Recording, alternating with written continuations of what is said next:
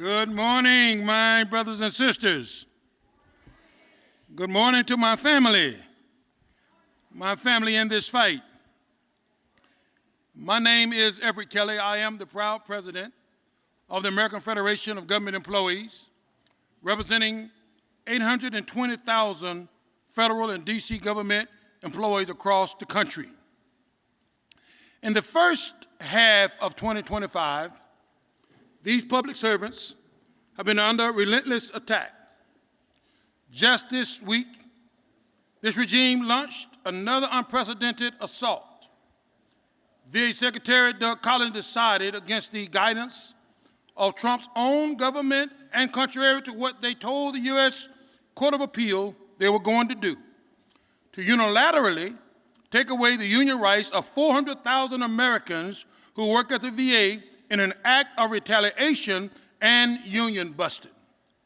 And today, just as I was preparing to come in this room, we got word that Lee Zeldin at the EPA is planning to do the same. Now, we know what these suckers are up to, right? Now, I said suckers. You can say whatever you want to do that sound like that. Now, this is a critical moment for AFGE and for all of us in this progressive movement. It is a moment that will require bold leadership, a reimagining, if you will, of what's possible. And I want to talk to you today about what AFGE members' visions look like for the future of our union, our movement, and our government, and what we need from the folk in this room. So what we're facing today is a government hijack to serve the interests of a powerful, wealthy, well-connected few. Across federal agencies, thousands of AFGE members are being targeted for layoffs, mass rifts that are gutting the workforce, tanking our economy, and jeopardizing public services.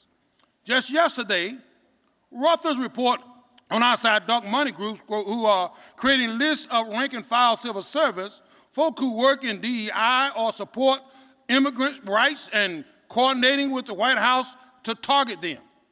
Now, folk, they want to purge the government of those who won't toe the MAGA line, stack agencies with hundreds of thousands of loyalists, and create a government of, by, and for the wealthy, privileged few. Now, AFGE has been proud to stand against the attacks on the integrity of our government. Our members take an oath to uphold and defend the Constitution. And I don't know about you, but we won't stand by and watch our government be corrupt. What about you? But now, brothers and sisters, this comes with its own set of risks. This regime is attacking political rivals, old and new, universities and students, law firms, judges, immigrants, nonprofits, and, of course, the labor movement and my union, AFGE. They're coming after AFGE's finances and the very legal foundation of our union rights. They're trying to rip up our union contracts, take away our members' union membership without their consent, defund the union entirely, and use every legal trick in the book to attack us. But we ain't going nowhere. This goal is clear. Silent experts, silent advocates, and workers weaken democratic guardrails and loot the government for their own profit through privatization. It's clear. The big picture here is that they want power, and they don't want the people to have the power. But they misunderstand that the power is in the people. Now, I grew up in Alabama, and I remember Jim Crow. I lived through it.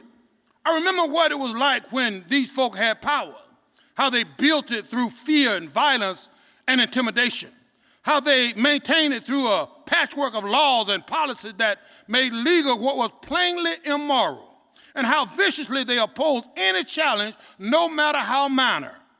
The resurgence of this movement in America is a crisis both political and cultural. And what we do now in this moment will define our future. Will we backslide into the dark shadows of our past, or will we just rise to the challenge? At FGE, we intend, put a pin in this, to win the future. And that's why we are reimagining everything we do as a union. We're working with our partners like Democracy Defenders, Democracy Forward, the AFL-CIO, and other unions and advocates groups using every legal tool to challenge the regime's unlawful action.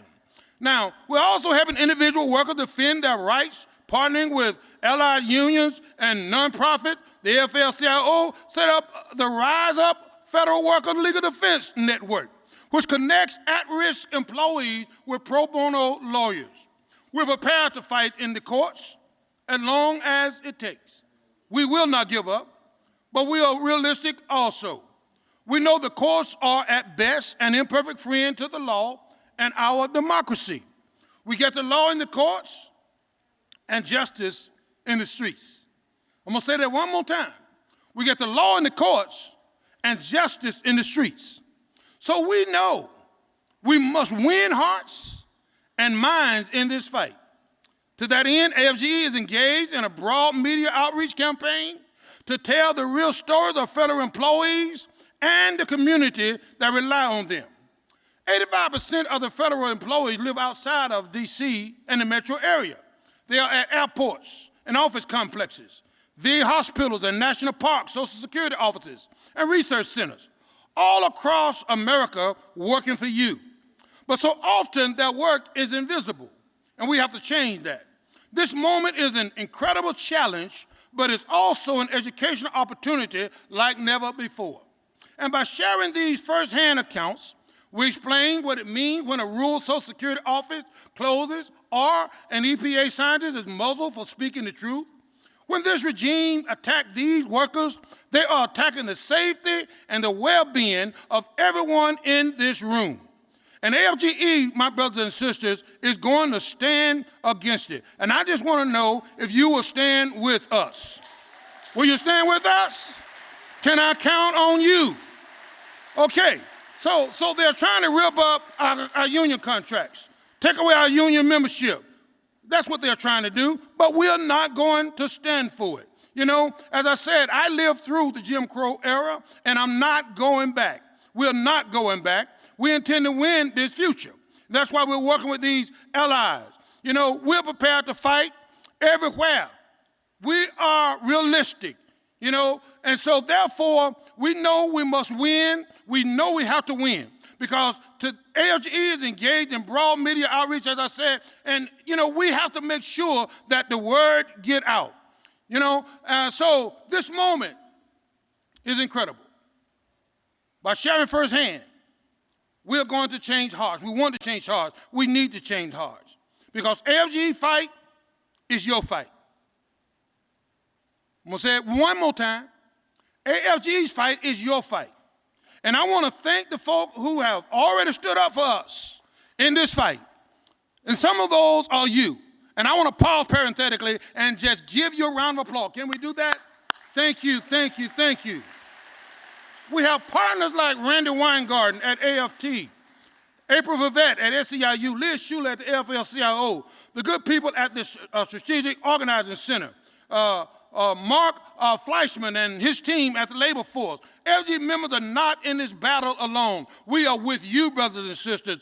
Over the past month, our members have shown up by the thousands at rallies, town halls, protests from D.C. to California. Our local unions have hosted hundreds of local events with veterans groups across the country that turned up heat to the Trump regime and forced them to abandon the plan to cut 83,000 jobs at the VA. And this little embarrassment is why VA Secretary Doug Collins is so eager to get rid of AFGE. But let me hear you say it, we ain't going nowhere. Our Social Security Workers United Campaign is working with partners like Social Security Works and the Strategic Outreach Organizing Center to host events on a National Day of Action on August the 14th with dozens of events planned all across this country to recognize the birthday of Social Security. Just a few days ago, nearly 150 career scientists at the National Science Foundation, AFGE Local 3403, took the bold step of whistleblowing to Congress about political interference in science. In the coming weeks, you can be sure that we will be working together with the folk in this room and the communities across the country to raise our voice about the threats faced by the VA. That kind of courage is contagious, and it's driving our evolution as a union. This year we have undertaken an enormous organizing project, transitioning over 150,000 AFG members to a new union-run online dues system. That is amazing, brothers and sisters. We're expanding our efforts, and we need you. We're waiting for that. We're preparing for that. We're organizing for that, and we're not stopping there. We're embracing a distributed organizing model that will train and empower local leaders nationwide to take action in their communities. And I want to know today, are you with us? Because our power don't come from any billionaire or politician. It comes from our society. So FGE will be there on the streets. And we need you there too. Because we aren't just fighting for pay and benefits for our members. We're fighting for clean air. We're fighting for quality schools. We're fighting for safe food to eat, scientific progress, help for our veterans, the Social Security for the next generation. This fight is your fight. It's all of our fight. But FGE is at the tip of the spear. We're not resisting, we're building, brothers and sisters. Every legal challenge, every organizing drive, every rally is a part of a broader plan to build power through 2026 and 2028. We're going to get there by relentless organizing, by identifying leaders and activists, rank-and-file members, by hosting thousands of distributed events across the country. Because in 2026 and 2028, it will take not just political will to rebuild, it will take organized, mobilized groups of dedicated Americans willing to do the work. Are you willing to do the work? We have to start building that group today. Now, I won't lie. This is the hard road. There's no shortcuts. Authoritarianism never gives up power willingly. The billionaires will keep flooding the system with propaganda and cash. But I believe in people. Do you believe in people?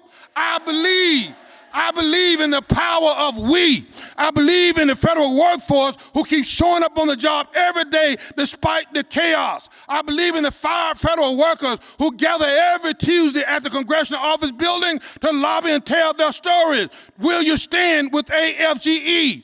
Will you stand with working people? If you're with us right now, I want you to take your phone out. This is a call to action. Take your phone out and tell your member of Congress that this legislation in the House right now, with enough votes from members on both parties, it will pass. That will stop the Trump's anti-union busting in the federal government.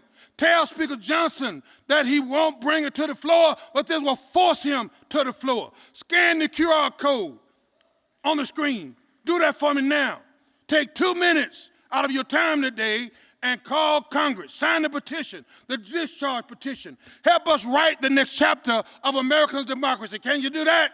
Help us send the clear message that we cannot fire your way out of accountability. We cannot privatize the truth. You cannot kill a movement built on solidarity. You didn't choose this fight. We didn't choose this fight. I didn't choose this fight. But we arise to meet the fight. Will you help? Will you help? We didn't ask for this battle, but we will win this battle, not with fear, but with faith, not with isolation, but with solidarity. Because when we stand together, when we speak with one voice, when we move as one, can't nobody stop the power of we. Say we. Say we. We have the power. Are you with us? We have the power. Every working person across this nation, if you're with us, say it right now. We have the power. Say it right now. Yes, we can. We can win. We will win. Are you with us? Stand with us today. Stand with us and declare, I am with you. Declare, we are family. We will work together. We will fight together, and we work together. We fight together. We win together. Thank you. I love you. Thank you.